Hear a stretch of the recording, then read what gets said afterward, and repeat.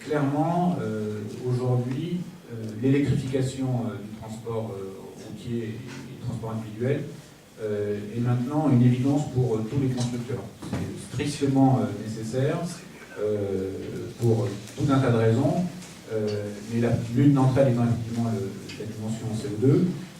En Europe, les constructeurs sont engagés vers une réduction très forte et très importante donc, du gramme de CO2 par véhicule en moyenne dans leur gamme, c'est 92 grammes d'ici 2021. Et on sait que la plupart d'entre eux ne pourront pas y arriver sans avoir une part significative de leur vente qui soit effectivement des véhicules électriques rechargeables. Et c'est vrai en Europe, c'est vrai dans la plupart des autres pays du monde. Par exemple, en Chine, les obligations de café sont du même ordre et obligent les constructeurs aussi à introduire des véhicules électriques dans leur gamme. L'autre élément quand même qui est moteur, à mon avis, aujourd'hui dans la nécessité d'électrifier et de passer au véhicule, de faire cette transition au véhicule électrique, c'est tout ce qui concerne la pollution de la qualité de l'air. Et ça devient quand même un aspect maintenant majeur de politique publique. C'est aujourd'hui ce qui justifie en fait, le passage au véhicule électrique, plus que le CO2 dans la plupart des politiques locales notamment.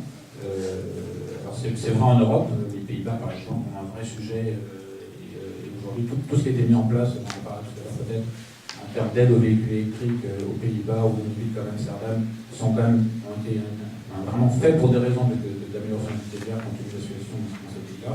Et c'est vrai bien sûr en Asie, dans les petits pays d'Asie, à commencer par la Chine.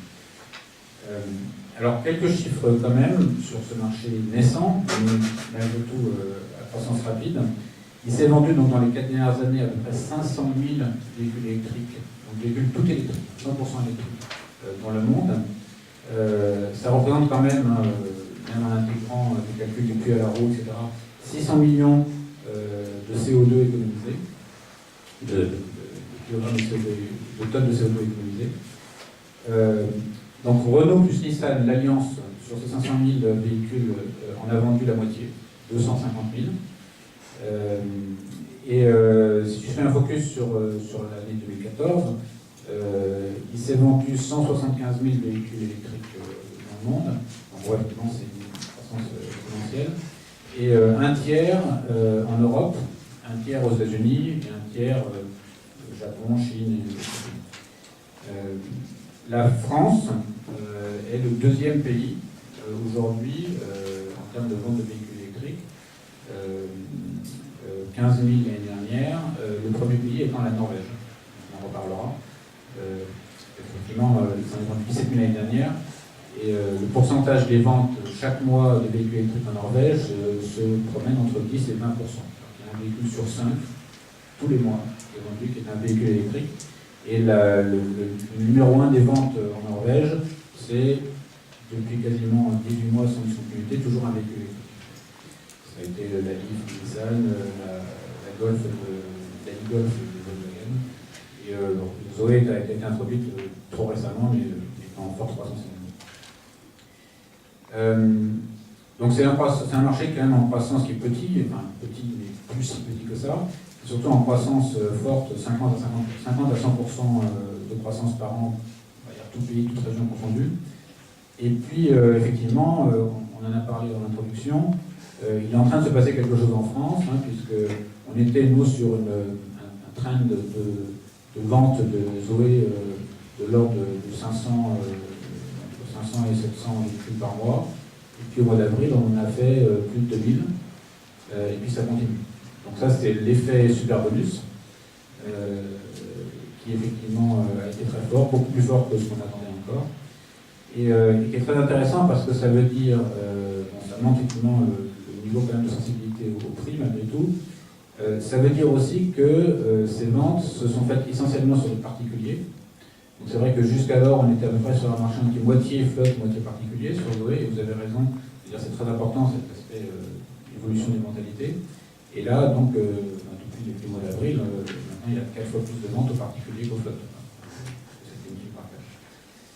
Et puis c'est également un effet très vertueux vis-à-vis du réseau, vis-à-vis de tous les acteurs, on va dire, ceux qui installent les ordres, etc. Et un dernier chiffre encore, c'est on compare, on dit toujours ça avance pas assez vite, ça avance pas aussi vite que ce qu'on pensait.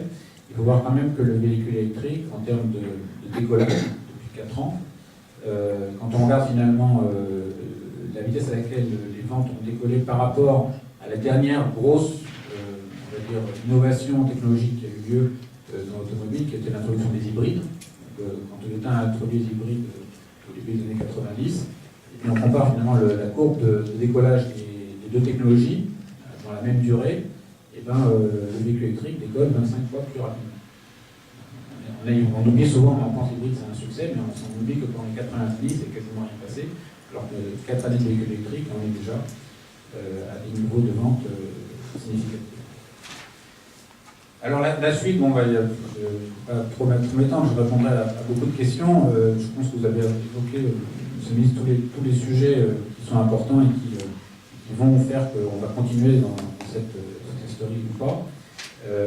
Il y a les infrastructures qui se développent très fortement. Il y a l'intégration, bien sûr, du réseau. Il y a le changement des usages. Mon voisin en parlera beaucoup mieux que moi. L'importance, effectivement, des nouvelles mobilités, des partages. Des taxis également, qui sont pour nous un fort levier d'introduction du véhicule électrique dans beaucoup de pays aujourd'hui. Donc, je ne parle pas de l'Europe, mais effectivement, on a commencé à vendre des véhicules électriques au Chili, dans une flotte de taxis. On a des projets aujourd'hui, 3 ou 4 projets du même type en Amérique du Sud, en Asie également, Singapour, Hong Kong, ont commencé par des flottes de taxis et d'autopartage. Donc c'est effectivement, on voit qu'il y a un lien très fort entre le véhicule électrique et cette nouvelle mobilité.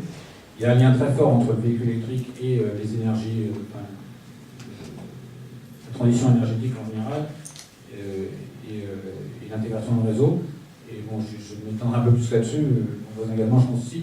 Il y a quand même maintenant un consensus, et ça c'est très différent par rapport à ce qui était le cas il y a 3 ans, où effectivement maintenant le discours c'est plus tellement le véhicule électrique, ça va être un problème de plus pour le réseau.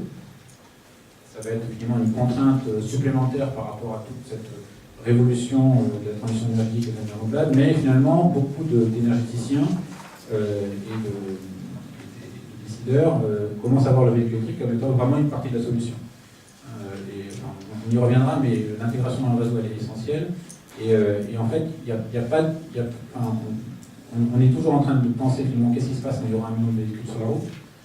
En fait, il est évident maintenant, quand tout ce qu'on voit, tout ce qui se développe, que quand il y aura 1 million de véhicules sur la route, on aura des solutions qui font qu'en fait ce million de véhicules sera une aide pour le réseau et non pas un problème supplémentaire.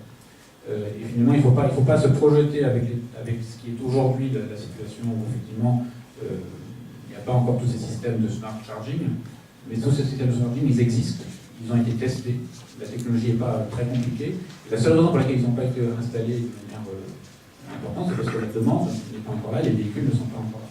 Donc il n'y a aucun risque. Et beaucoup d'énergéticiens, finalement, encore une fois, voient l'arrivée du véhicule électrique avec la possibilité de décaler la charge, de choisir effectivement quand on va charger, comme étant finalement un moyen d'absorber les énergies renouvelables pendant la journée. Donc vous chargez au bureau pour la journée quand vous avez du soleil, et bien sûr la charge la nuit. Mais c'est vrai qu'aujourd'hui, on a une situation où il n'y a pas besoin d'avoir ça.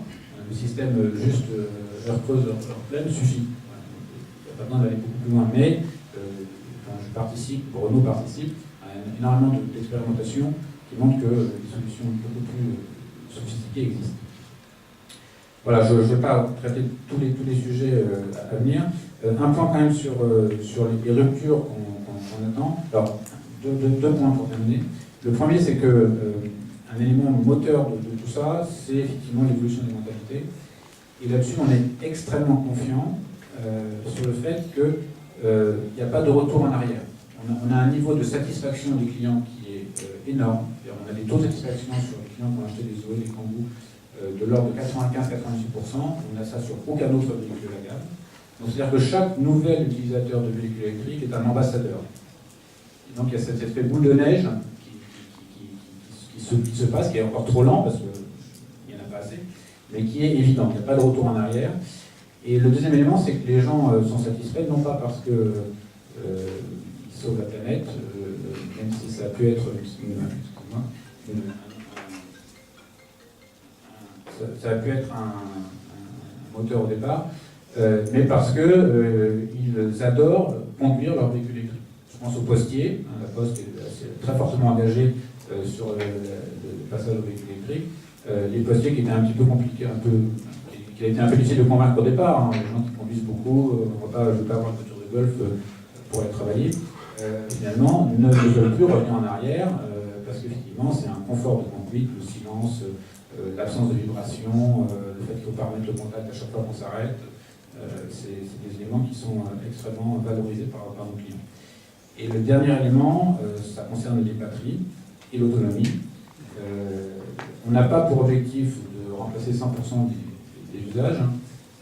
On voit qu'aujourd'hui, on vient d'introduire le dernier moteur de Zoé, on arrive à proposer quand même 170 km d'autonomie réelle en conditions tempérées sur une Zoé avec le nouveau moteur.